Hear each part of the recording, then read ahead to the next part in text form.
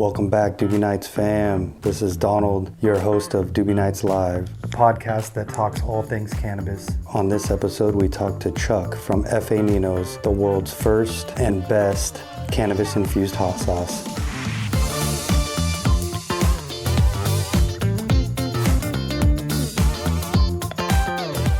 I mean, like, I didn't... the god darn rules. I don't swear, like, when I had Dr. Bronner on here, I'm like, fuck, okay, I'll be good. But then we had...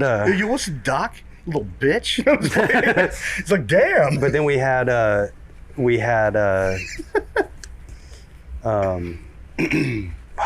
Matt St. Germain on, and him and I, he's funny as fuck. So when that episode comes out, you got to watch it. There's two episodes. Matt St. Germain? Yeah. That's a cool ass name, dude. Yeah, he calls himself the cannabis degenerate.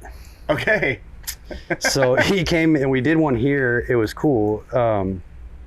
We did it up here, and just it went off like on this whole different thing of like conspiracy stuff, and it was cool though. It was a lot of fun. And then I found out through that he does Emerald Cup judging.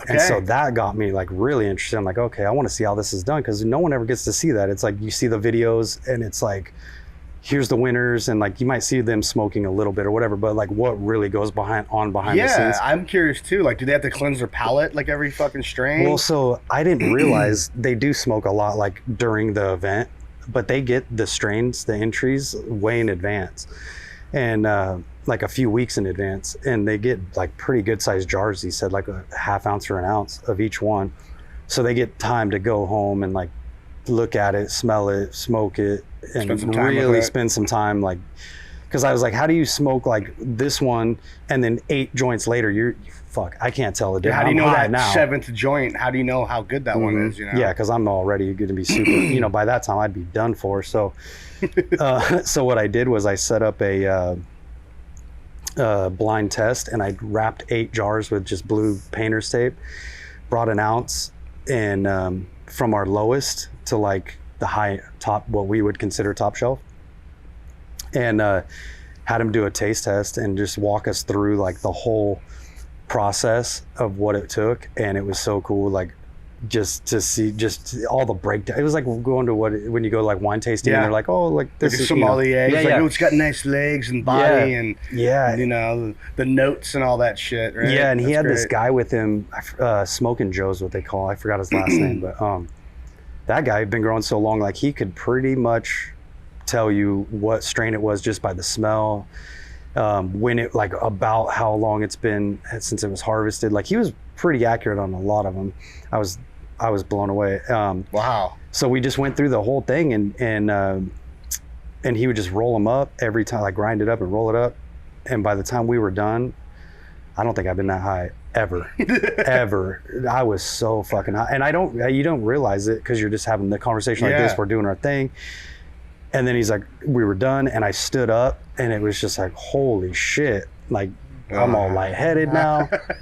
And it was like this haze, like above the room, just of smoke. We didn't do it here. We did it off site. Charlie has a friend that has a studio, and we were able to go there, and it's all green screened up. And so I haven't seen the whole episode yet, just snippets from what we had, but I can't wait for that episode to come out. That sounds rad, dude. Let me know when it's out, man. I will. So now it's like, how do you become a judge for Emerald Cup? Because it's like, dude, I want to do that shit.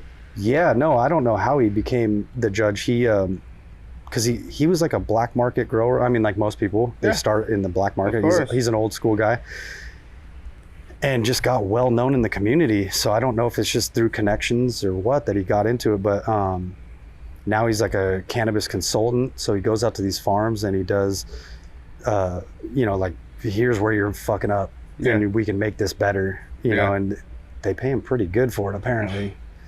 That's rad, man. But he's so much fun to be around. So if you get a chance to like hang out with him, and I'd just love to meet the guy, dude. Just soak up his knowledge. Yeah, exactly, dude. It's like, lay it on me, bro. You know? Yeah. Tell me what it's like, I'm always like I'm always looking for new information, man. Yeah. You know? It's like, as far as I'm concerned, I don't know shit. Yeah. You know, I'm constantly just like, There's so much more info coming every week, you know, as they continue to do tests. In this, in this industry, it's like it's ever growing and ever changing, and it's like what works this week may not be the rules tomorrow. I know, it's every day. It's like it's crazy how fast it's evolving. You know, and you got to really pay attention, otherwise you're like, dude, that's so last month. You're like, what the fuck? I went on vacation, man. What happened? Yeah, I know. I take my trips. Like I'll leave for 4 or 5 days, go to Vegas or whatever. And I come back and I'm like, the store's different, or like we got 10 new products and I got to learn about all these products. And like, so it's almost like I hate taking my days off sometimes. Yeah. You're like, I fall behind. You're like, hey, what's new now? Is there some new like new thing, vape cart or new thing out now? You know, like what the fuck? Yeah. You know? So, back to like your business, explain that to me. Because, so F.A. Nino's and just in general? Yeah, like how you got started. So I've been in the restaurant industry since I was about 12 years old, man. Okay. I grew up we're Mexican Irish. Okay. So I grew up in a huge family, and I'm the oldest out of 48 grandchildren. So I grew up cooking for a ton of people. Huge family, dude, right? Okay. So I grew up cooking with my mom and my grandma since I was, I think, about 5, 6 years old. Like, no shit, was doing dishes. And they sweatshop the hell out of me, man. You know, and I was teaching all my nephews and my cousins and shit.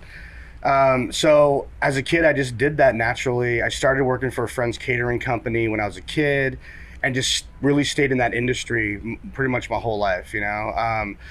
I lost one of my jobs I was working for, shut down. It was a restaurant in 2009, and it was like that last recession, you know, where no one could get a fucking job. Had no idea the restaurant was closing, and so I could not find work anywhere. I filed unemployment, and I started my own business, which was F.A. Nino's.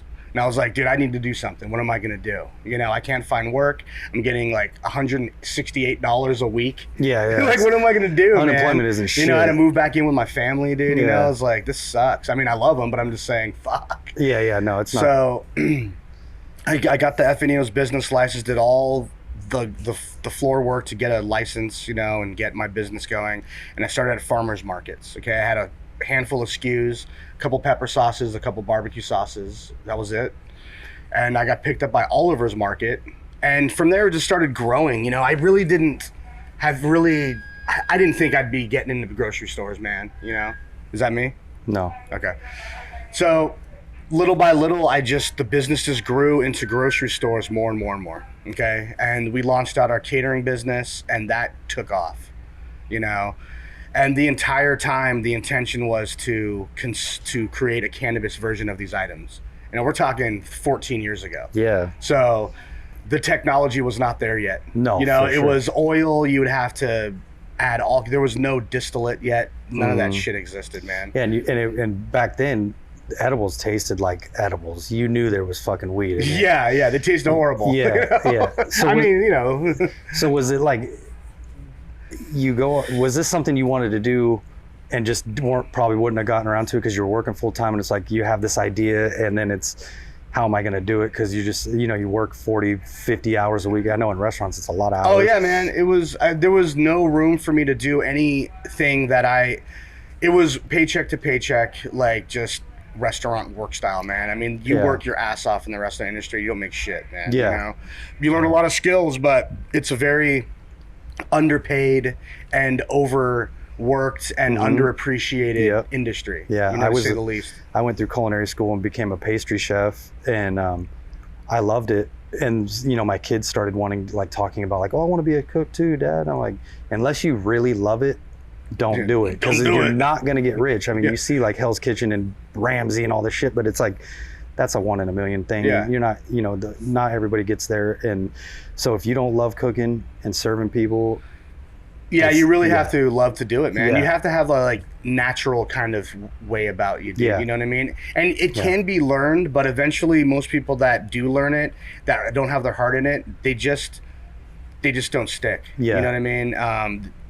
And that's fine, man. You know, it's a crazy industry, man. I mean, the one thing I do like about the kitchens though is it's like the black market, man. You know, it's like, what do you want? You know, you can get it, you know? So it's just like this underground kind of subculture in a way, like, is the back kitchen, man. And you know people that have worked in the kitchen when you talk to them, be like, oh yeah, man, you're pretty vulgar. They usually got an alcohol problem. You know what I mean? Recovering cokehead, shit like that. You know what I mean? Or non-recovering. So it's fun, man. But, you know, I worked with a lot of really good chefs from around the world. None better than my mom and my grandma. And so my grandmother's straight up from Mexico. She's Mexican. Okay. And she's like 4 feet tall. She looks like Mother Teresa, carries a rosary around with her. And she's rad. I love her. She's an incredibly talented chef that just learned, you know, from her mom and her sisters and stuff like that. So I learned a lot from her. She taught my mom a lot of the techniques that she got in Mexico. And that's just kind of, my sister is a great chef as well. You know, it's just, everyone in my family can cook well. So that was really the root base of like my company, you know, was that Latin kind of influence growing up. And so anyways, back to starting the company, I was like, what am I going to do? You know, like I never thought I would do why would I make hot sauce? There's a billion of them out there. And I wanted to do meals. I couldn't do little meals because the USDA licensing and the risk was way too high. Unemployment money couldn't afford that license, you know? And so honestly, hot sauces and condiments were the least risk. And it was one of the easier permits and things for me to get. So I just organically went that way. I was like, well, shit, man, my family makes hot sauce and salsa all the time. I've been making this shit with my grandma my whole life. But it's different. It's not watery like Tabasco. It's more like peppers. You got to mix it up, you know? And so that's why mine has that texture, because that's like real shit. I grew up with the motojete, you know, that stone bowl. I was the kid sitting there grinding it for hours, you know? So that reflects that. My product reflects that, you know? And it's, you know, in my opinion, probably the most authentic pepper sauce on the market, simply because there's no preservatives or additives. It's like literally how grandma would make it. You know, as close as you could possibly get for a grocery store item, that is. So that's pretty much it, man. That's the long story, the short story long, I guess, of how that started. There's a lot more information, you know, in that. My family got involved. You know, my Uncle Frank, some of my really close friends are partners. So it became a family business. It is, so cool. My cousin's a part owner now. My other Uncle Mike is an investor. Hell yeah. We have this really, really awesome gentleman that used to be the former CFO of Lagunitas. Oh, sweet. He's been a mentor to me. I mean, without him, we would not be here right now, you know? So we've had huge support from family, friends, and the community, to say the least, you know? Which is why we're able to still be here, you know? After 2020, it was like, we barely held on, man, you know? But we did. We invested all of our money for a rebrand and get our cannabis sauce out. And that was all to be launched 2020, and we got derailed, you know? And we just had to hang on and just be like, well, we're still going to move forward as much as we can. There's nothing we can do. We're not going to give up, never, you know? And fuck, man, here we are, dude. It's like, I'm so thankful, you know? So now I'm like, we need more money now, and we got a shitload of inventory. We got some movement going. Let's go, you know? It's interesting, man. Anyways. It's crazy because I don't know anybody. Most people, they get on unemployment and just sit on, you know, they're looking for work, but they're not like, you're the first person I've ever heard that, like, I took my unemployment money, reinvested it, grew it, and here we are today. Like, that's fucking awesome. Thank you, man. Cool. I appreciate that. I didn't want to take the unemployment money. I mean, it was too much pride or something. I'm the same way. Like, fuck that, man. I'll find a job. I don't need it. There's other people that need that. Like, give it to them. I'll find a job. And I just couldn't find a fucking job, man. I went literally to, I think, almost every restaurant in Sonoma County, every catering company. Damn. I was like, dude, I used to weld. I was like, I can do welding. I can do construction, landscaping, so you were a fucking bouncer. You know, it was like, what do you, like, anything, and nothing. There was just nothing available at that time. So after about 2-3 months of searching, I was like, I got to file for unemployment because I have zero money right now. You know, and I still need to, you know, smoke weed and drink beer. So, like, you know, come on. How do you go from a farmer's market to getting into like Oliver's? Because I'd actually seen your sauce, and I love hot sauce, by the way. but I'm also like very much like, I don't like to take a lot of risks. So I find like a couple sauces that I like and I've just stuck with them. Yeah. So that's why I had never tried yours until we got it in the store. What? Yeah. And even then I was hesitant because I'm like, really? It's kind of pricey for hot sauce, and what if I don't like it? That was my biggest thing. Like, if I don't like this and I spent all this money, I'm gonna be pissed off. And then when you came in and did the samples and all, I was like, oh shit, now it's like in steady rotate. It's in the fridge at the house all the time. Awesome, dude. Thank you, man. Yeah, I can't wait for the other flavors too. But yeah, how do you go for, like, you're at a farmer's market and then just, did you go seeking them or did they come to you? I actually, so the meat buyer, one of the meat guys, I don't know if he wasn't the buyer, but he was a butcher at Oliver's Market in Katati. Okay. His name was Vince. Vince, if you hear this, thank you. You're awesome. I hope you're doing well. He came by the booth and he just loved the dry ribs. And he got a couple jars. He came back the following week. He's like, man, that stuff was amazing. We had some beers, get the talking. Turns out he worked at Oliver's. It was like, awesome. He mentioned the fact that they might be interested in it. So I then went through the line of like tracking him down, his boss, that person's manager, to the buyer. That took like about a month or so. Yeah. And then I got a hold of the buyer. I met with the buyer, and dude, like, they took it, like, we talked for like 20 minutes. He's like, oh yeah, man, you're local. That's what we're all about. Yeah, for sure. Yeah. That helped kickstart me into a lot of the other local markets, because you're like, hey, we're in Oliver's. And that's a big name out here. Yeah, back in the day, it was G&G was still there, and Lee from G&G brought it in, and the guys from Molesbury and Furcrest, Petaluma Market. Damn, I haven't heard those names for a minute. Yeah, right. I mean, those are the real like root like grocery companies out here, and they legit like support local brands, man. And without them being cool like that, man, we would have never have gotten into like Safeway or Whole Foods or any of those big box stores, man. You know? Yeah. So that's really how that started. It was really an organic thing. Like, I wasn't out doing it. Literally almost all the stores we got for the first 5 years were people that we met at a farmer's market and me doing just cold calls and walk-ins. Wow. No brokers, no other companies looking out, no distribution. We did everything direct on a very small scale, and we were able to get, 60 plus grocery stores just on my own, really. Me and my Uncle Frank, really. Yeah. And that was, dude, a shitload of fucking work, man. I was driving and meeting, and I heard no, like, hell of times, dude, I'm sure. For every yes I heard like hundreds of no's. It's like, fuck, you start really getting your motivation starts getting kind of like pulled out of you. You start wondering, like, am I doing the right thing? Am I on the right path? And then when you're on just the edge of just like, fuck it, man, I got to do something else, you get a yes, and it totally revitalizes everything. And it's like a breath of fresh air. Yeah, it's a breath of fresh air, and you're just like, okay, man, like, I got to keep going. There people are out there. I just have to find them. They're not going to come to me right now. I have to just keep pushing on. And that's just been my motto ever since, and it's just like, dude, don't let the no's bog you down, man, because there's going to be infinite of those. You don't need a yes from everybody. You just need a yes from the right few people. From the right ones, and you can be very successful, It took me, I turned 40 on Friday. I've never... Happy birthday. Yeah, thank you. Yeah.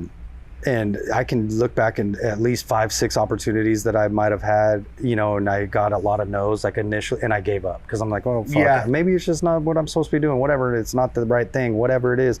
Even doing a podcast, like, that was something I wanted to do for a long time, but I had no idea, like, how I was even going to do it. Like, I didn't know the equipment, I didn't know nothing, and I just kind of, because I got discouraged. Like, I started looking it up, like, I can't do this, and so I just quit. So it's awesome to hear, like, that it, if you want it bad enough, you make that shit happen. Yeah, well, and you did. It's like, I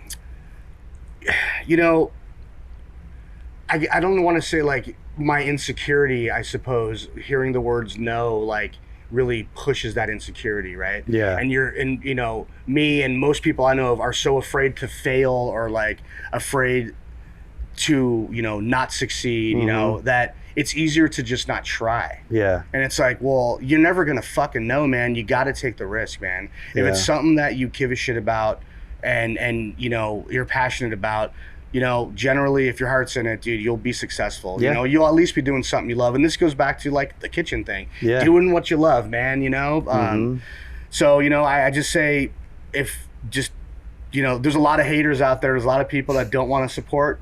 Fuck them, dude. Yeah. Just keep moving forward and just be you, man, and be confident and just do your thing, man. You know, Yeah. like you're talking about the podcast. I like this is very just organic. Like we're just chilling. Unless I look over there, I forget that we're being recorded and all that. It's just kind of like we're hanging out, you know. And so that's awesome, man. So you're doing a great job with that, you know. Yeah. Well, it's funny because like the first time I came up here, like 2 days into the working here for Doobie, I walk up, I'm like, oh, we need to do a podcast here. This is like a perfect spot. You know, it was like all of a sudden it was just like it revitalized that desire to do it. But then COVID happened. You know, Damon was all about it like day one. He's like, yeah, if you can get all this stuff together, we'll do it. So, but then COVID happened, it shut us down. It kind of was a roadblock. And it literally was like so far out of my mind of doing because of, you know, just dealing with that and how do we just keep the business open? Because I didn't want to lose my job. Yeah, right. And so then it was like right as we reopened, I don't know what conversation happened. Something happened and the light bulb went off and I mentioned it again and it was just a green light and it's just been a you know, go from there. Yeah. And I was all about it. And then when they were like, you know, I threw the idea out there, not so much that I was going to host it or do anything with it. It was just like, we should do it as a team. Let's do this. And they're like, okay, it's yours. You're like, all right. And then I was like, all right, cool. Like, I'll do it. And then, you know, cause I've got to know you guys and like all these reps and stuff like that. And then they're like, oh yeah, we want to video it too. And then that took it up like a whole nother notch. I'm like, fuck, you guys want to put me on video? Put me on camera? Yeah. And now everybody's going to see my face. And like, so I better look good when I get up there. And like, you know what I mean? Like I just started all these things and I really kind of like was almost finding excuses like why I didn't want to do it. Maybe pass it on to somebody else or whatever, and just kind of oversee it. But now that we've done like a bunch of episodes and everything, I look at like episode 1 to today and I feel like it's just gotten better because I just got more comfortable. Yeah, exactly, man. Yeah. I mean, it's being in front of the camera and lights and doing this, there's always that sense of like pressure and it's like, it makes it, you know, like I freeze up in front of a big group of people. I don't know. Yeah. But you know, when I'm just talking around a group of people that I do know, I have no problem, you know, I'm the same free way. flow, you know, so it's kind of like, well, fuck it. Everybody watching this is our group of people anyways. So it's like, whatever, you know? Yeah. So you know, now I have to shave and put clean shit on. Oh no, dude! I was literally like the flannels and stuff. Like I get these from Dixon, and this is probably my addiction as far as clothes. I have like 60 of these things. So Dixon flannel, if you want to sponsor, like exactly. I'm up for that. Huh? But I had like 60 of these, and I'm like, I'll just wear a different one every episode, except for I have some green ones, so I can't wear them with the green screen. Yeah. Just like a head and some legs. Yeah, the green screen. Yeah, so blended. So I wear a different one every time, and it started like coming together. I started having to think about that, like, oh, I need to go get a haircut. I need to get my beard trimmed up, you know. So like, fuck, this is crazy. Yeah, just smoke a joint, man. We're cool. We're talking about weed. Yeah. Anyways. So how do you go from when you get into Safeway? Is that nationwide? You're everywhere? No, I mean, for is. huge companies, yeah, you know, I mean, like for Nabisco, Coca-Cola's and all those huge companies or companies that have major backing that can buy in what's called a slotting fee. Oh, so okay. big box stores have a slotting fee, which suck. And they really keep small companies like mine from expanding and growing, you know, and they're very expensive. You know, you're talking $10,000 per SKU. Holy shit. You know, yeah. And per year. So you're like buying shelf space. Yeah, exactly. You know, so big companies are like, oh, we got millions to throw at you, no problem. Put us in every store nationwide. You know, we're not in that position. So they have started new programs, you know, over the last few years where they can bring in, you know, local stuff to different regions, like regional stuff, right? Yeah. So Safeway itself has different districts. So they have like District 1 and 2, which basically covers Crescent City all the way down to San Francisco. Oh, okay. Oakland, San Francisco, and then they have other districts that go further down south. Okay. So they put us in 1 and 2. So it was a total of like, you know, 230 something stores. Shit, that's big. Which was great. Yeah. It's like, hell yeah, man. And then Rayleigh's did the same thing at the same time, which is, you know, all 110 of their locations, and they're primarily like Sacramento area, you know, around that area. So immediately we went from, you know, 68 stores, I believe what it was, to, you know, almost 500 just like within like a month. Damn. It was like, oh shit, you know. And then another chain followed, so we got into Save Marts and Who Owns Lucky's as well. So that was another like 70 something stores. Damn. A handful of local Whole Foods. It just started racking up to where we're, you know, it's like 700 grocery stores. That's crazy. You know, and all that's great, but then once you get there, you have to now use a distribution. And some of these huge box stores have specific distribution companies they demand you work with. That's where you get fucked. Okay. and as much as I appreciate the support from these big box stores, and they're great and the buyers are super nice, some of the distribution companies that we had to work with were not very good, and they kind of treat small companies like they're huge companies and take, you know, $90,000 in hidden fees a year from a company like mine is devastating. That's a lot. Yeah, right? It's huge. It's like that was our profit for you know, just that distribution for that store. Yeah. You know, so we've had a lot of adjusting happening, and that's why we did our rebrand. Okay, if you noticed, you know, our older bottles had a 5-ounce bottle with just a basic label. Our new bottles now are 6-ounce bottles. They're like little grenades. They're like chubbier, bigger mouth, and they have a really beautiful new brand look. Yeah. Well, I spent about a year and a half rebuilding that with a marketing team, and it cost a shitload of money because we're like, we need to increase our cost. We've never increased our cost. It's very, very difficult. And so we just had to like back out, get out of some of those stores, rebuild our brand, and then re-enter in at a better price point so we can absorb all those hidden fees. Right now, you're finding our sauces at like $8 a bottle at the grocery store. Might seem really high, but it's also certified organic now.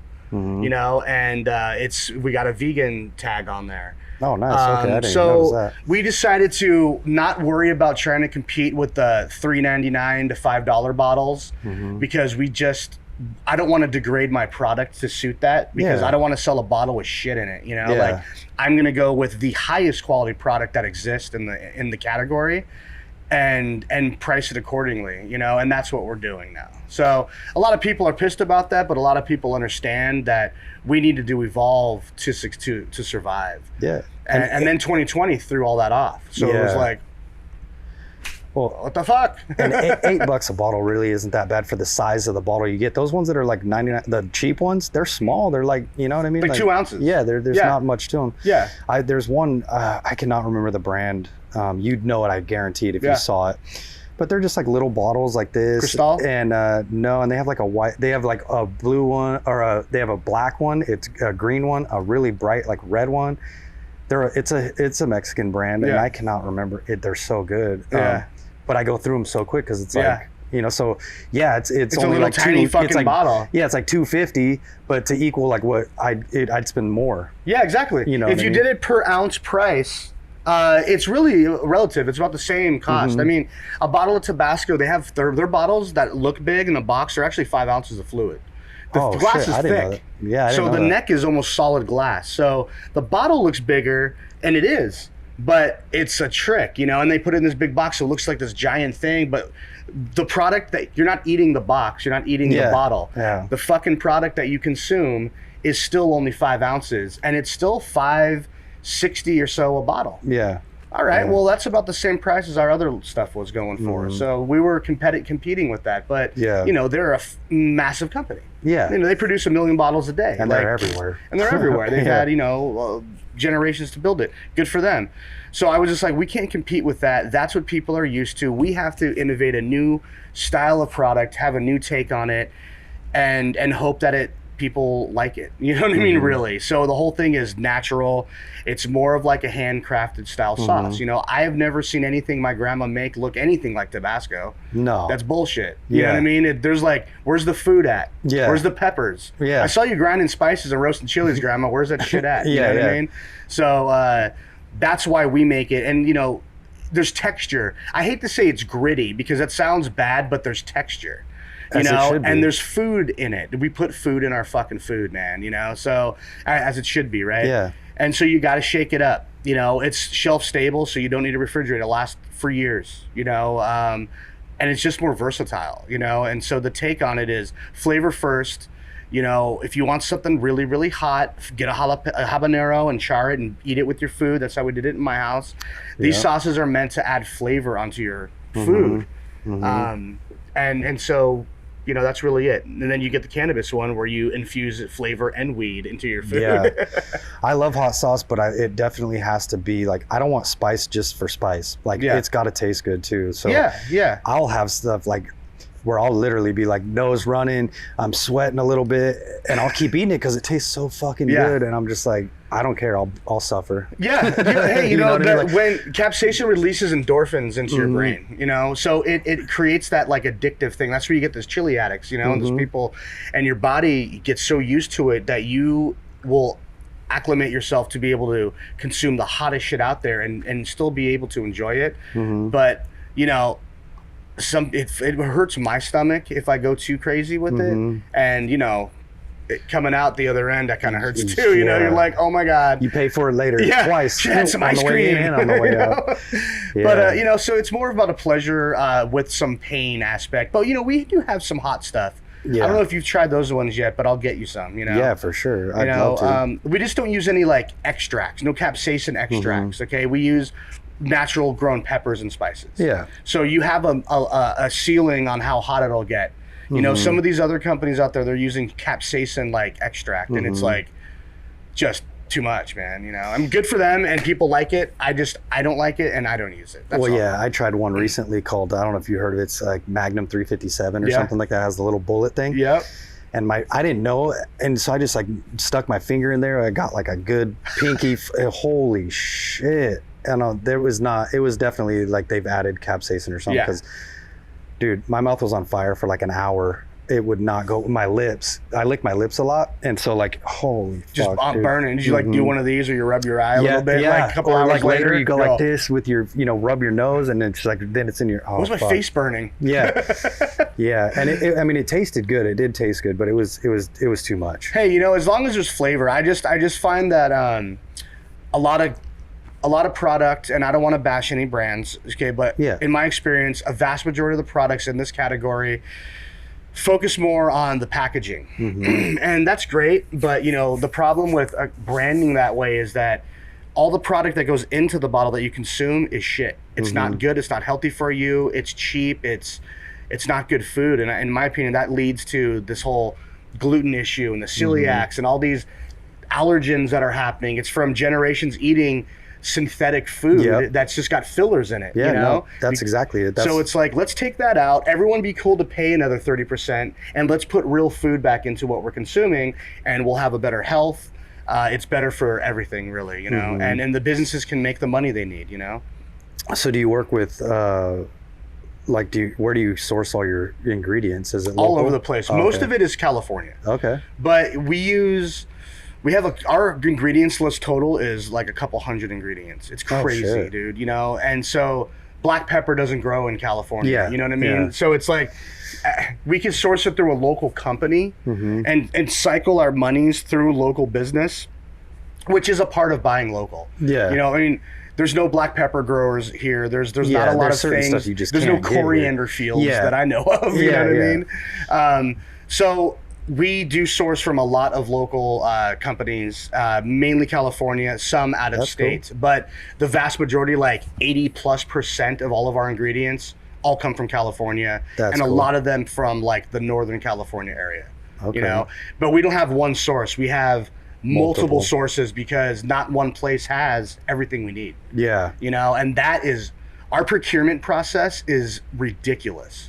Dude, I can imagine. It took a really long time and a team of people to procure the organic stuff. Okay. Wow. It is not easy to find a lot of organic spices out there. It was nuts. So we were successful, but it took a couple months. Do you think you guys will be affected at all by this whole drought shit? Like probably the pepper growers and stuff. I mean, like that, we were affected. With when 2020 shutdowns happened, we got affected with packaging. So we had to change from, there was no glass coming from China. It was like Europe, Taiwan, other areas. The same thing with just materials, like for the shrink wrap materials was being the amount was depleting very quickly. So the prices went through the roof. Another reason why our price point's like that, because of 2020. Yeah. Well, and they're still like not back on track. They're not. They keep going up. Hey, go to the store right now. Yeah. Everything has gone up. So, you know, for me, I was like scared. I'm like, oh shit, my product is going to be $1.50 more we intended because of 2020, but I can't. I have to. Yeah. You know, when your glass goes up 400% and your packaging and total cost increased by that much, you know, you have to pass it on. I have no choice. So I put it out there, and it was like, I'm still like, ugh, but I'm seeing everything else increase, and I'm like, oh, okay, well, hey, that sucks, but it's good for me because you know, people, it starts showing more relatively like, okay, well, everything else is expensive, so it's, you know. Yeah, it's definitely in the last year, I've noticed my food budget going, just has to keep increasing because I'm like, shit, every time I go to the store, it's just more money. Like, and I'm, you know, and I don't even feel like I'm buying that much stuff sometimes when I walk out of the store. No, you're like, I gotta eat less. You're like, well, maybe it's time for, like me, I'm like, all right, I gotta go on a diet now. Yeah, I'm gonna start intermittent fasting. or something. Yeah, exactly, dude. trim the fat, like literally, and you know. So how do you go? How did you connect? Because I know you guys are connected with Kushla. React. We actually had them on. Did an episode with Randy, and that was fucking awesome. Randy, I love that guy, man. He's great. I want to have him back because that was like an early episode, and we were just like, we were having fun, and we did a lot of it on Instagram Live. Okay. So it was kind of awkward, like recording, wanting to have like a professionally done one, but then also you could see us like with the phones and stuff. Yeah. But it was so much fun. He's a lot of fun to be around. He's a great guy. How did you connect with them? So I met Randy through a friend, and we just share a couple. We're kind of like in the same circle of people and just didn't know it. And we linked up years back, and we just became buddies. You know, like we just knew of each other. He was very supportive of the brand, and I had no idea he worked for Kushla at the time. I was turned on to Kushla by another friend of mine, a huge cannabis advocate. Here in Sonoma County, dude. You know, she's rad. Nancy Burbom, thank you. We'll throw name dropping. So I met with her. She's a writer for Sensi magazine. Great group of people. And I was telling her, I was like, look, this is what I'm doing. And my thing is like, I want to use, you know, like rosin or something like that, but I can't do that because it'll separate. You know, distillate will separate, all these other things that I was experimenting with. I don't want to use a tincture because I don't want oil or alcohol in it, right? Changes the flavor. I don't want to add lipids or thickening agents to my product or emulsifiers because I don't want it to change the viscosity from the grocery store. So she said, I got it for you. I got somebody that's got a water-soluble product that's brand new. They're not even out yet. Went and met the guys, and it was like, love at first sight, man. We was like, immediately we became friends. They love the product. They're super nice, professional, just good people in general, and that's who I was looking for, man. And I was like, they got the product I need, and more importantly, they have good business ethics and they're good human beings. And that is more important. I'll find the product that I need, but that sealed the deal for me, man. For sure. And they're local, dude. And then I go in there and I meet the guys. Boom, there's Randy. I was like, what the fuck? So here you go. And it was just very organic and like a very meant to be situation, you know?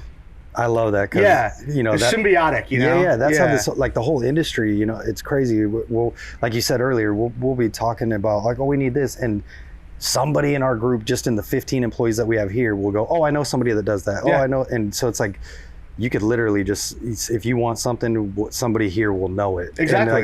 And then so that, it's like, kind of like we were talking about, like somebody that worked in the kitchen, that community. It really is. The cannabis community is It's the same. And you know, I know we could watch how we say the certain words we say, you know, because of its cannabis, but everyone in the cannabis industry is the same kind of people that come from the restaurant and the service industry. I mean, every dispensary I've gone to, people there that are bud tending used to work in kitchens and or served at restaurants or something of that nature, right? Which is pretty fucking amazing. It's cool that, like, you know, people are so willing to, you know what, I'll help you get it on the shelves, or I'll help you do, they'll help in any way they can, just to, like, because they want to see their family member grow. Exactly. You know what I mean? Like, well, you know, we're fortunate out here in the Sonoma County area, and I know this exists in other communities as well, but the local support out here is like real deal, man. Yeah. It's like people in Sonoma County specifically, when they say they support local, they don't fuck around, man. No, they they actually do. support local. Mhm. And they go and they spend the money. They're like, we don't care if it costs more. We want our local people to survive and grow. And like, they really get it in terms of like the bigger picture of business in this country, you know? Yeah. No, we have people here that come in and that want, some of them, the first question, where's it grown? They want to know, like, where's the flower grown? Yep. And we try as hard as we can to stay as local as possible. I mean, obviously, some of the brands that we have that are from Southern California, that's just demand drove that decision. Yeah, of course. You know, and they're great companies and all, but it's still, we want to, as much as possible, be able to tell you, like, hey, it was grown all in California or Northern California or right here in Santa Rosa. We have flower that's literally right here. Several of them, actually. Hell yeah, dude. So some of the best flour out there, man. Yeah, You know? Pastries like is a great one, and I just found out, like, I met the owner the other day. He's cool and grows it right here in Santa Rosa. You're like, dude, what's up? Why not? Yeah. Where you been? We could have been hanging out months ago, man. What's up? I just met a great company called Uma. I did a lunch for them yesterday, and they're in Santa Rosa. And you want to talk about some awesome people and good flour? I mean, we are very lucky out here, man. You know, we got brands like, you know, I'm not touching the microphone, sorry. It's just, I had no idea they were there. It's like, you can just drive. It's amazing, man. You know, we're in like a mecca of like, you know, Sonoma County, just this whole Northern California area is like a microculture, you know, and we have so much stuff at our fingertips, man. It's crazy because all these things are grown here in right here in Sonoma County, and you drive by and you'd never know. Like, like the other day, Sweetwater was here, and I started talking to him because I'd like to get them up here on the show. Yeah, they're rad, man. And he's like, yeah, I'm just like right over here. I'm like, how I drive by there all the time. Did I not know that? And then like we went on an Elion farm tour. I'm like, holy shit, this is literally like right in the middle of a field that I've driven by 100 times and I never would have saw. Good job, guys. Yeah. Yeah. And then, you know, it was like, I couldn't believe how much in Pro Pharma, that's another one, they're right here. Yeah. Like, how did we not know that this was all going on before I was in the industry? Exactly. You know what I mean? I mean, they do a really good job to, I mean, you know, a lot of these farms have to like put walls up and block it so it's not visually there, but I have like weed radar, man. Yeah. You know, like yesterday I was doing, like I said, I was doing a lunch at a thing and I went to the wrong address and I pulled back on the street and I'm like, where the fuck is this place? And then I can start kind of smelling like some flour. And I'm like, I just followed my nose. And boom, there it was, you know? Yeah. Yeah. But yeah, man. I mean, I love living out here, man. It's, you know, there's some of the best weed in the world, produce, olives, grapes, fucking eggs, dude. Some of the best poultry and pork and meat comes out from out of here. The seafood from the bodega area. It's I love going out there to bodega. Yeah, man. They have the guys on the dock like right there selling the crabs. Yeah, you're like, can I get 2 of those? So They're like, good. boom, they just got them. You're like, fuck, some day boat. You know, just caught that morning. It's like a lot of people in the world don't have that, you know, and it's like I take it for granted sometimes because it's just like I don't realize it until I go out of state and I'm like, this fucking place sucks, dude. Or you go, and someone goes, hey, where are you? Yeah, or you go somewhere and they go, hey, where are you from? And you tell them, and they're like, oh, I want to go there so bad. I'm like, you know, like I go across the Golden Gate Bridge all the time, and I have my whole life, and every time it blows my mind that I'm like, people come from all over the world to see this bridge, and I literally just drive across it like it's nothing. Like it's nothing, man. Yeah. I know. It's maybe that's why a lot of people think Californians are assholes. You just hate us because you ain't us. No, I'm just kidding. Yeah, for sure. Hate us because you ain't us? I'm joking. So you have the 6-ounce bottle. We have the 6-ounce bottle. But we've talked about like you're probably going to be doing, or it's in the works, doing like some single serve stuff. We are. I've been yammering on about this for a while. And I would have had this out, you know, for 2020, but again, that threw things off. I had to readjust how we were going to put products out. I was going to have a whole line, and then I was like, we can't afford that. We need to just do one at a time. Yeah, it sucked.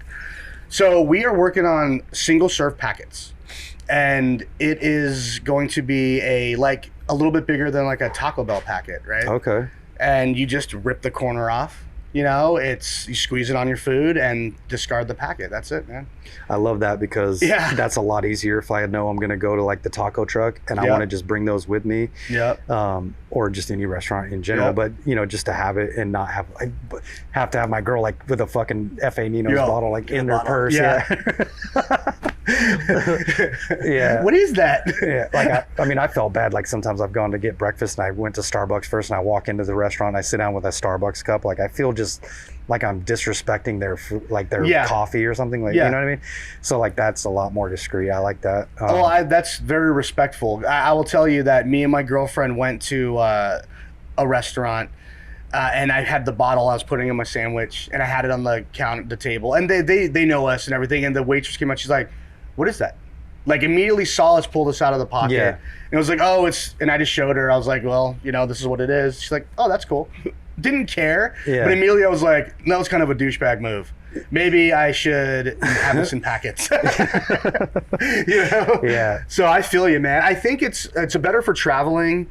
It's smaller, so it takes up less space. Really, the bottle is kind of like our Costco buy. You know, it's kind of like if you like the product and you want more of it for less money, you buy the bottle. You know, the packets for the same amount of milligrams will cost more, but you can also spend less money just to have, you know, a few shots, you know, on your food, which is fine. And it's easier too to convince somebody to buy the bigger bottle, because that was my biggest thing. You know, like I said earlier, like fuck, man, it was like after tax, you know, because the taxes are crazy.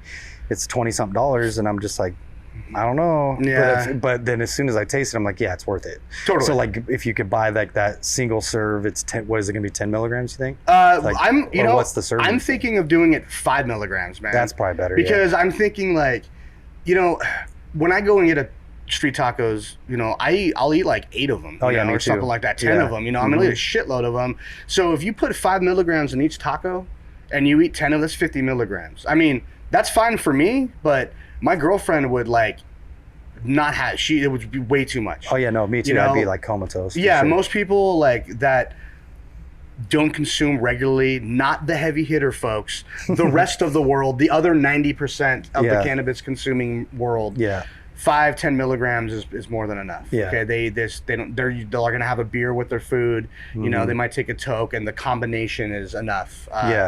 So I think the 5 milligram packet's good because like, you know, you can just you get a bunch of them, you know, and it's just it's fun. It's just fun to get high off of tacos. Or eggs or oysters or just whatever. Anything. It's crazy that like it's fun to get high off anything. You can literally you can literally start. Now there's like a product for everything. Like, well, Kushla just like changed the game with that, because you could just infuse whatever the fuck you want. That I know. I love it. It's amazing. But like, you know, you got your hot sauce, and then like we got chocolate sauce down there. We got caramel sauce. Yeah, Glenn's barbecue sauce. Yeah, the barbecue sauce. You know, eventually we're gonna have, I hear, some marinara, some pesto. It's like, Jesus Christ. There's a ton of stuff coming, man. You know, we have new stuff coming too. I really.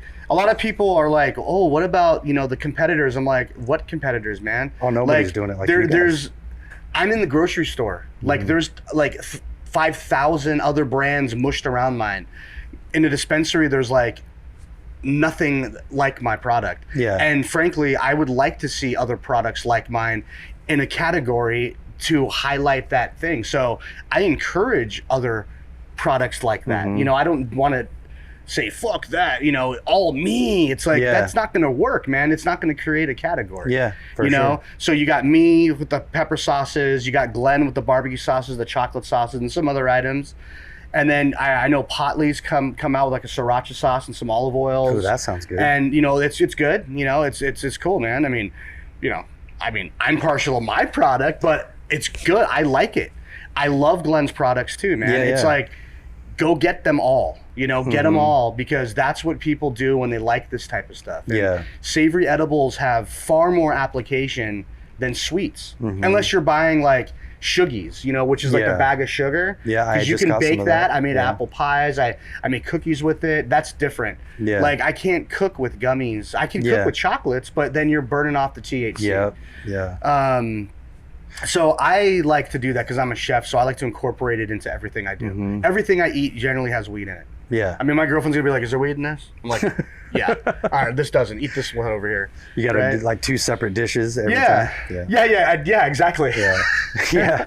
I like it though, because it's like I've grown to be, I love edibles, but I've grown to be more of like a microdose. So Yes. like in the morning I have a couple mints, and you know, that's like 4 or 5 milligrams, and then like a couple hours later I might throw like, I just got these things, I hope we get them, they're like a Listerine like breath strip. Yeah, I know Those exactly things what are you're the talking about. shit. And you stick that under my tongue, you know, and so like all day I just stay like on a nice steady, you know, because being here and having to count money and do all the things, I gotta stay pretty You level. gotta keep your shit together, man. But I also need that relief too, you know, and it makes me happier and all that. So it's nice with the food too, because you could just continue that on from here. I can go home, I could throw have some tacos get the tacos on the way home, throw my sauce on it. Dude. You know, I love that.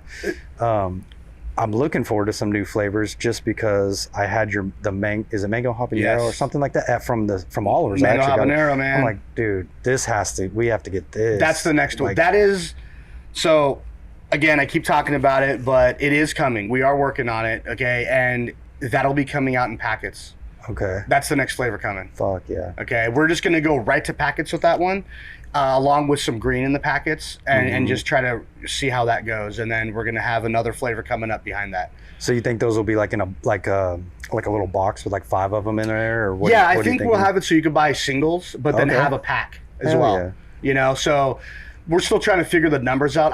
The whole point of it is to have something that cost wise less than the bottle. So we got to keep it in like the $10 to $15 range, right? So you have different tiers. You got a $5 tier, maybe like a $12 tier or something like that, and then the higher tier. And then that covers all the bases, you know? Yeah. So that's the idea. We're still figuring that cost-wise out, but yes, there will be the options to just buy a packet. So I want to try it out. I like kind of a sample pack. Yeah. And it'll be also a good thing because we can do things where we can people can get them for a penny, right? And just to try it out, you know, we could run deals like that.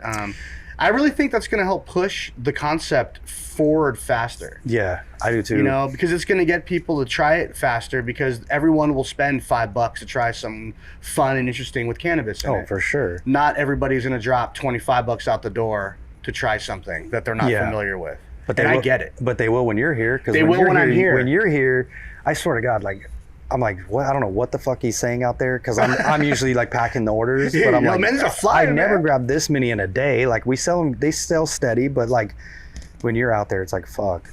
You know? I thank you, man. That's awesome to hear, man, because you know it's like all I want to do is I don't like to be over pitchy, and I know it sounds that way sometimes, but it's just me talking about the product that I created, you know, with the passion and the care that I have for it. And I just tell people that when I'm doing the demos, and I just try to give them ideas and just be like this. It's let's just talk about it. I don't have a script, man. Yeah. What's your concern? What do you have questions about? Let's hash it out right here. Yeah.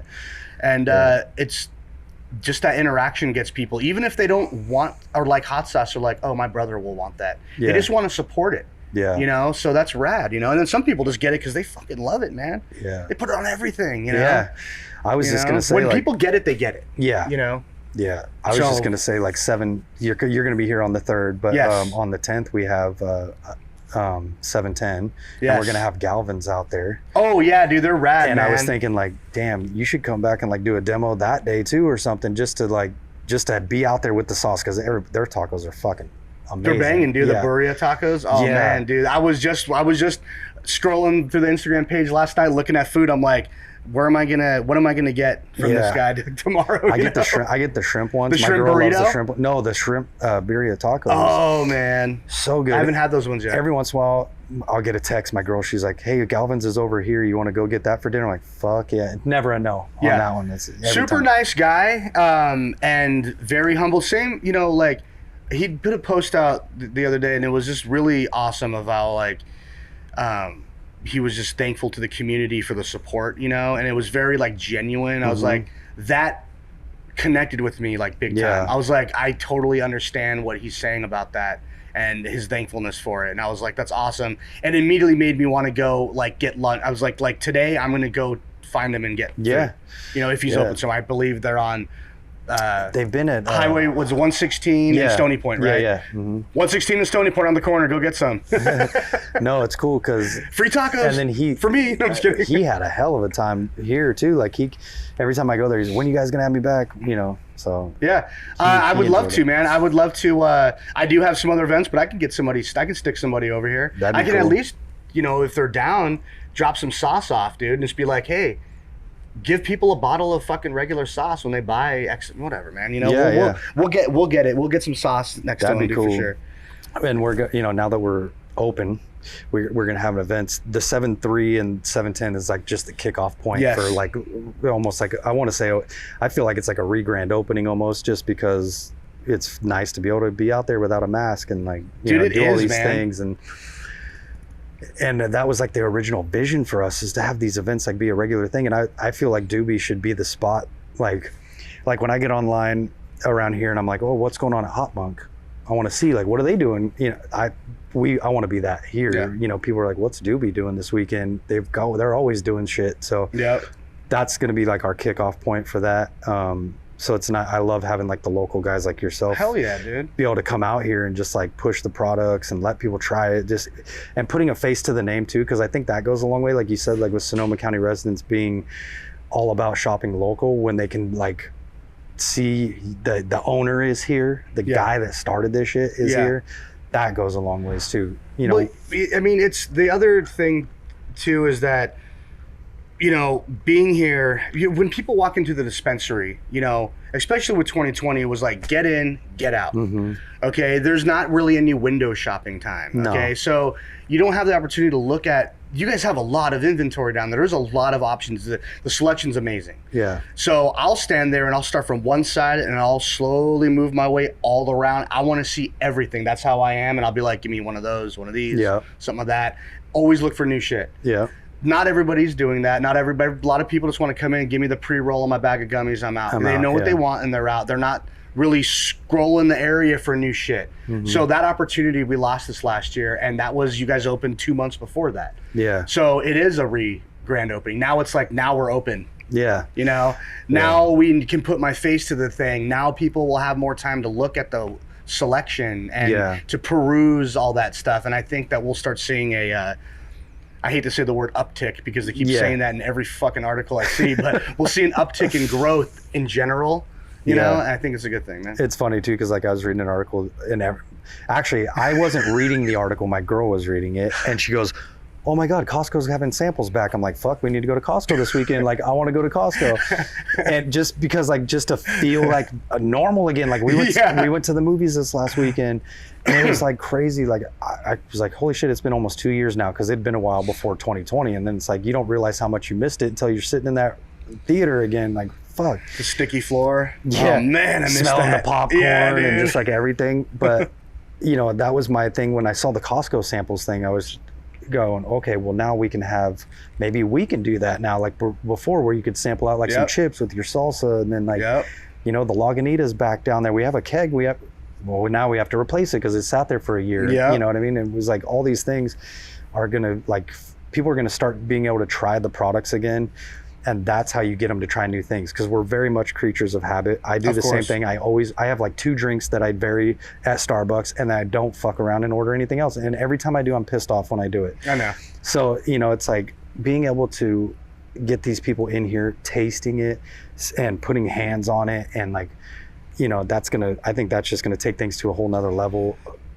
Absolutely. You know, 2020 had a lot of hurdles, barriers, you know, things to overcome. I think for a lot of businesses, especially like even for you, I think you probably grew through it just because you had to learn a whole new method of doing things, or you have to learn a whole new very true, man. Or like you hit these hurdles, you're like, okay, well, I can't do that, so now I'm gonna you think of things that you wouldn't have thought of otherwise. Like who knows, we probably would have never done curbside, you know, and then that hit, and now it's a huge part of our business, and it's convenient for so many people. Like we're already going like, how do we keep this around forever? You know, is that going to be a thing we could do forever? So I'm excited to see where the future goes. You know, I agree, man. We all had to pivot a lot and to learn how to, you know, work on the fly and like put out fires and move forward all at the same time. you know, and day to day, you never knew what was coming next, man. So it was really like, it kept everyone on their toes in that sense. And everyone was able to kind of back up a little bit, you know, and kind of reassess shit. Yeah, I was just going to say, you had to rethink. Yeah, you had to rethink everything. And I mean, I hate to say any blessing in disguise because it was a horrible thing. A lot of people died. A lot of, you know, that's a fucked up thing. But from a business standpoint, for me, there was a lot of blessings in disguise. Yeah. Okay. And it was because of, we were forced to really look at everything. Financials, you know, the release of things. How do we move forward with marketing? I mean, you know, things that you're supposed to think about regularly anyways. Yeah. But when you're just moving, it's just kind of like, you don't, you know, we're a small group, man. I don't have like a massive team of people to, you know, we're just like, go, right? And so we were able to sit back and reflect and like really strengthen the business model. And I think that is the only reason why we're still here, on top of having a really awesome financial backer, you know, which is really the reason why we're here. But along with that, and then being able to evolve it, you know, and grow. I mean, we're stronger now than we were before. Yeah. And that's that. I feel like we are too. Yeah. You know, just because it brought us all closer together. We all had to like really sit down and have some hard talks sometimes, and lay people off, and you know, it was tough, but very much so. I mean, you're able to really just like, you kind of like, you had to open up a little bit, you know, to yourself and to everybody around you. Yeah. You know, and that would have been something that, you know, a lot of people just don't do normally. To get a job somewhere else, you're like, well, there is no other job somewhere else, and we need money. We're gonna, you know, we're falling behind in bills. Fuck, what are we gonna do? It's like, well, let's pivot, man. Let's get out of our comfort zone and see what's gonna happen. You know, and that's when you really test your skills. You know, and you test yourself. Yeah, the hard thing was, you know, that I've seen is now getting people to come back to work. Yeah, you know, dude, on the way here, I was like, what the fuck? You know, I was like, it's 10:45. Yeah. Why is there so many people on the road? Like, go get a job, man. Go back to work. I know. I was commuting when COVID hit. I was commuting from Cloverdale, and it was the first time ever. I was like, this is awesome. The lockdown happened, because I was like literally just cruised to work. I was like, no traffic. This morning I hit traffic. I'm like, fuck. It's back. That's the one bad thing about coming back to normal. No, dude. Like, damn. I miss those days. Yeah. So I've been watching, I follow Kushla and all that, and I've been seeing all the new products they got, like Delta 8 and some other ones that I can't remember off the top of my head, but I know they're kind of hitting some of those specific cannabinoids. Yep. Have you thought about doing that too? Like, you know, maybe doing like a THCV or a Delta 8 or something? Have. Okay. Yes, I have. We have our CBD. So we use it to the THC for the cannabis sauce. Yeah. The Smokin Green Pot Sauce. We have a line of the 3 flavors that we're going to infuse with THC. We have those infused with their hemp CBD. Oh, okay. And we have those at Oliver's Market. Oh, shit. Yeah. So you can go there. You can get the red, the green, and the mango habanero. Okay. 250 milligrams of rapid acting CBD. There's like $18 a bottle or something like that. But it's 250 milligrams of CBD in the bottle of sauce. That's normally cool. Like $8.99 or something, right? That's cool. I didn't know that. Yeah, dude. So they're the only store right now that has them, and you can get them on our website as well. Okay. And we're getting those into some other locations soon. Okay. And we're talking about a Delta 8 item as well. Okay. But first, you know, with everything happening, it's like, let's get some more cannabis items out first. Let's get that mango habanero out in the packets. Yeah. And then let's start moving other things. Because we, you know, it's good for us to just do a whole lineup, but that's like $100,000. Yeah. Oh yeah. No. And I don't have that right now. Yeah. I just threw it out there because I'm like, damn, they're really coming out with like a little bit for every. And so I kind of figured it would be like natural progression that you'd probably do it too. Yeah. Just to offer like another selection, because there are a lot of people that just want, especially now, a lot of CBD. Yep. You know, like I need, you know, they come in all the time. Well, I want CBD flowers, CBD joints, CBD everything. Yep. You know, some of our biggest sellers, especially in the edible side of things, are CBD heavy. So you know, it'll be cool to be able to cater to that side a little bit. I definitely, we are, and it's great, and the taste the same. I mean, I think has a very, very subtle sweetness, but it really imparts in like the mango habanero, the red and the green. It tastes great. Tastes fucking great, man. And it's just, I like it a lot, man. It's the Delta 8 they have is really good too. I want to try that one. It's awesome, dude. I'm gonna have to hit up Randy and see if I can get like a bucket, because I went through the CBD one pretty quickly because I was taking it like every morning. I sometimes just throw it in my Starbucks or most of the time just with a glass of water, because it's just convenient when I'm taking everything else I'm taking. Just throw that in there. But I'll just take shots of it. Boom. Yeah. You know, my medicine or whatever, and I'm out. Yeah. So I need a bigger thing than the jar. But. Yeah. I need it in bulk, man. Yeah. I know he'll hook it up. I need a kilo. I'm sure he'd sell it to me. I'm sure. Can you wrap it up in a brick? I just want to cut it open with a knife and test it. You know, that way. I just to say. Oh my you know? God. So we will be doing that. They, for our sauces, they actually make a liquid version for us. So we have a special thing they do for us, a particular formulation that they make custom just for our sauces. Okay. And it's basically liquid. It's a liquid. It's like water basically. So That's the shit. we don't have to dissolve powder into it. We actually have a liquid base that we mix into the sauce, and it just embodies because our sauce base is water and vinegar. So it just goes right into it, and there's no separation, no settling, no nothing. It's just in it, you know, which is awesome, man. You know, it makes it so easy, dude. You just, mixing water with water. Yeah, no, that's cool. I didn't know that. I didn't know that. I thought you guys were like, the way I pictured it was like this big old fucking thing full of powder, and you got, somehow you're just, you know what I mean? I don't know. Because that's the only Everybody's got powder all over and shit. Yeah, I didn't know that. We did a couple runs like that, and it was like, dude, it's, like, it works totally fine like that, but it's an extra step. Yeah. Mixing it takes a while, man. You got to sit there with the mixer, and it's like, make it water, dude, because I can just whip it real good with the burr blender for like 20 minutes and bottle that shit. Hell yeah. You know? Great stuff, man. I love it, man. I just, So how many stores, dispensaries are you guys in? Dispensaries, we are in, I was just doing a count yesterday, 38 dispensaries. Okay. Yeah. Ranging from just this area or? From Hopland all the way down to San Diego. I was going to say, you guys won the Emerald Cup. Yeah, we're kind of peppered. We won WeedCon 2020. Okay. We won first place for best product. Okay. Which is rad. That's cool. I should have led with that. WeedCon 2021. Sorry, WeedCon 2021. Did I say 2020? Yeah, 2021. Oh, it's 2020 talk. Yeah. WeedCon 2021, it was in May, I think. Yeah, it was in May. We went down there and we took first place, man. I was blown away, man. Like, I didn't have any intention of even competing. I was just down there to try to like meet buyers. And the distribution company I was with, Sense Distro, they're fucking amazing people. They entered in my product for me, and like it won. I was just like, you're fucking with me right now, man. Come on, dude. No way. That's cool. I'm still like in shock, man. My trophy apparently is on its way. I'm like, well, I'm sure we'll see it on your Instagram. Yeah, I'm all carrying it with me. Yeah. This guy's being a dick about it. Just bring it. Yeah. Is he drinking Red Bull out of his fucking trophy? What's going on, man? Oh, damn. But it was very interesting. So yeah, we're not like, we're kind of peppered around. Okay. The most concentrated area is Santa Rosa. We're in almost every dispensary in Santa Rosa. Good. And it's awesome. I mean, there's a lot of dispensaries here in Santa Rosa, which is great. We'll go through some deliveries in Marin, Petaluma, San Francisco. We're in a few locations. Oakland, we're in a few locations. Antioch, San Jose. Trying to get into Sacramento soon. And then SoCal, we're in a bunch of places in LA. That was after the WeedCon.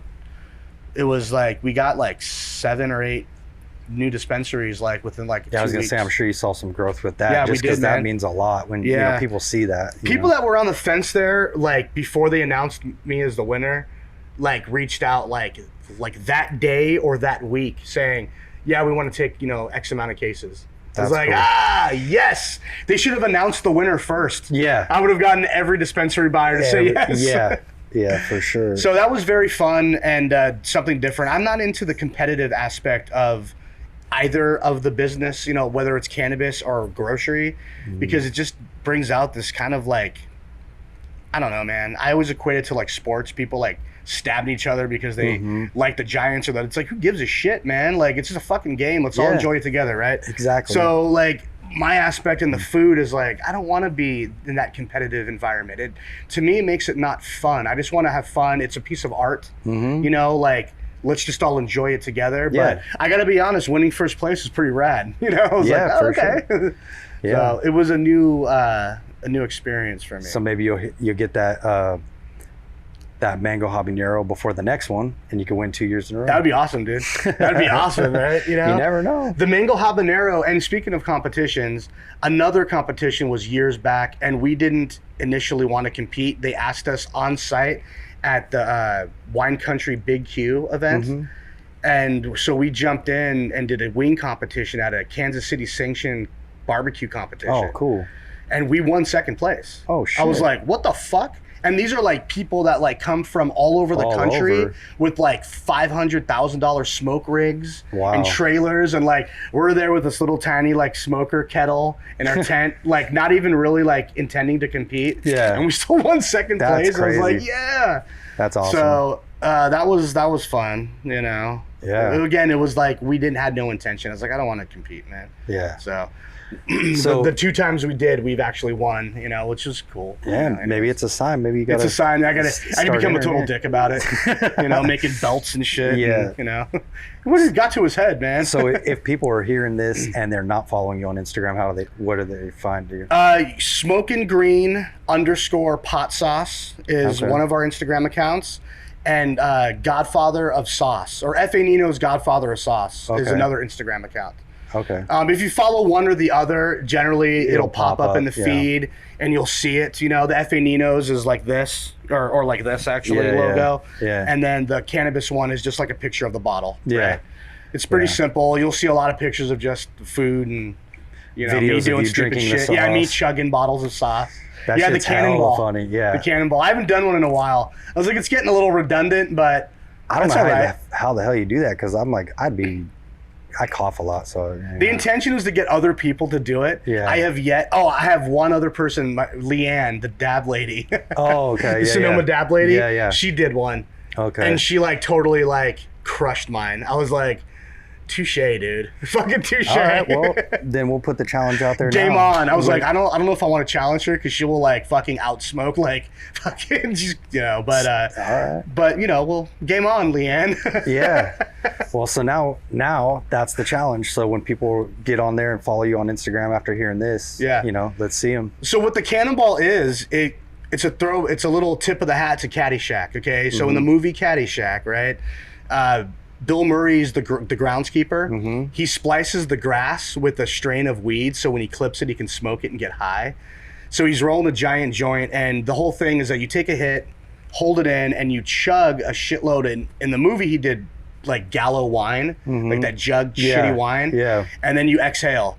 You can do it with a beer. You can do it with a cocktail. You can do it with like a Keef Cola or a Hi-Fi Hops or a bottle of pot sauce. Yeah. You know, I do both. I take a hit. I'll pop gummies, take a hit, chug the hot sauce, and then chug a fucking like a Keef Cola or like a Hi-Fi Hot Water.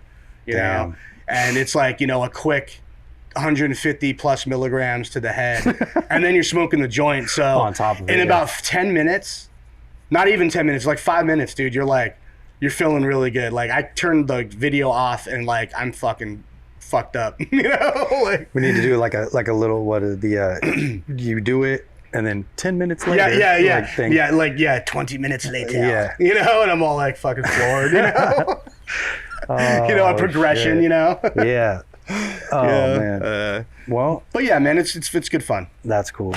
Well, I appreciate you coming today, because it's been good. Thank you, man. Yeah. I keep forgetting I just feel like we're just hanging out shooting the shit. You know, that was my whole thing behind it, was like, you know, we get all this training downstairs and it's great. I love it, but I also want the customers to be able to get some of that same knowledge that we put the faces to the products and let them see that you guys are real people too, and like you're right here. And you know, I think a lot of times, especially in a dispensary as big as ours, with all the stuff that we have, it kind of has that feel of like, it's just really, it feels almost, I don't want to say corporate, but kind of, you know what I'm saying? Like, it's that very vibe. upscale. And so when people see that upscale vibe, they think big money. Yeah. And people equate big money with big corporate. Yes. That's not the case. Yeah. That's a misleading thing that has been mind fucked into people from big branding stuff. Yeah, and like the people that started Doobie Nights, they're local guys. Yeah. You know, just a bunch of friends that got together and had this amazing idea and threw it together. Artists, man. It's artwork downstairs, man. It's beautiful, man. You know, that it should be looked at as like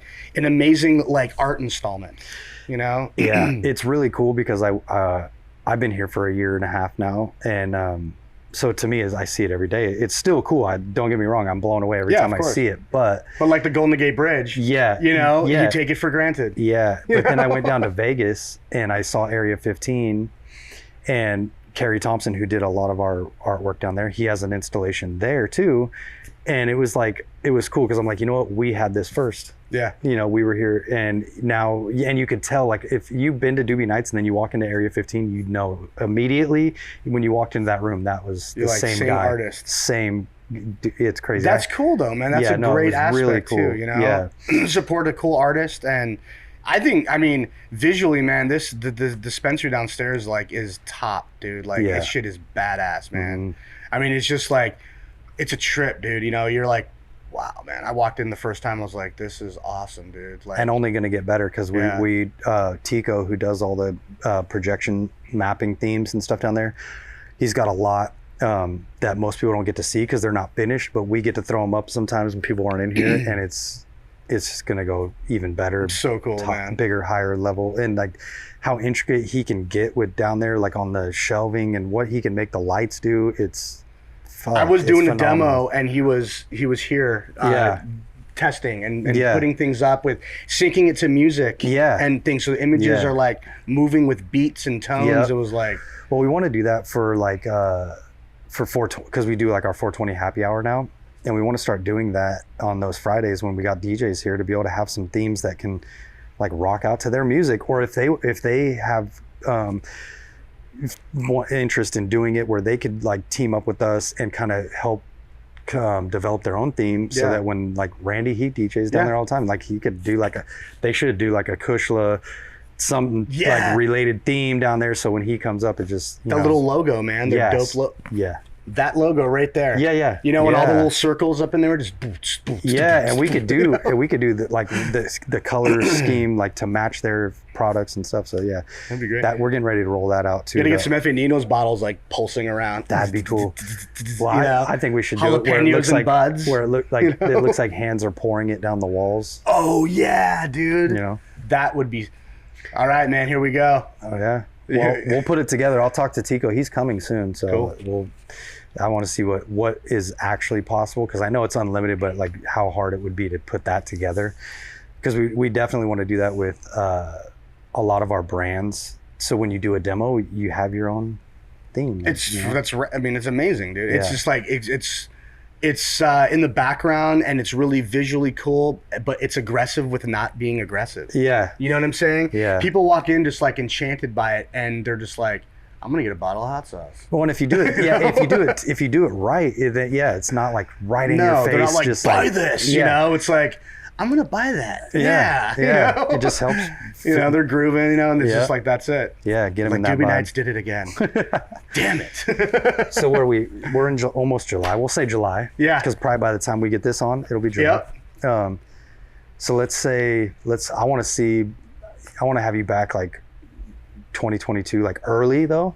And I love doing the follow-ups. Yeah. You know, what's changed, what's coming, what's come out now, like since we talked, you know, like maybe we'll have that one, the packets downstairs, that'd be awesome, man. Things like that. So let's do it, bro. Hell yeah. So keep us posted. I look forward to, going forward. I appreciate you taking a lot of time out of your day. Shit, we went a while. Dude, that's all good, brother, man. I'm stoked that you had me here, man. Yeah, I'm very thankful. It's rad, dude. You were actually one of the ones like I was really excited about, because I knew it would be a good conversation. Yeah. And I always have fun whenever you're here. So Thank you, man. I appreciate it, brother. So I appreciate it. Thank you, man. You guys are fucking awesome, dude. Thank you for the support. You guys haven't been to Doobie Nights, come here. This is like hands down probably like one of the nicest dispensaries I've ever been to. Yeah. And some of the best people you're going to meet in the industry are here. So, come and support, man, because they're helping. You guys are helping us local brands succeed, you know, and grow, you know. So, you know, we love you guys, man. So Yeah, you know, we'll keep support supporting. them. you Yes, know? yes, for sure. And come buy some pot sauce. Definitely doing that. Yeah.